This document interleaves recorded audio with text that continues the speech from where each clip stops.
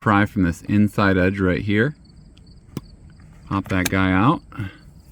Then you want to come over here on the other side, pry from that edge, pop her out. You want to pry from the inside because that's where it goes up. And it sits like that.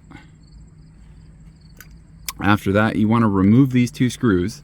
Now it does look like you can get in there, but there's not enough access to actually change these bulbs without removing these two screws. So we'll do that real quick.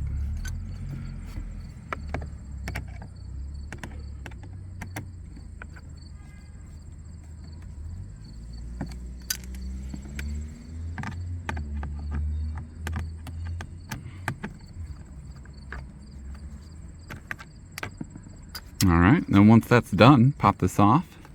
And you've got a lot more access to actually pull these out of the socket, put the new ones in, and then you can test it like this.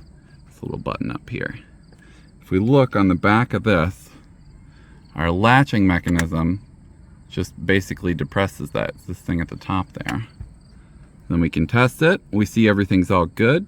Put it right back together.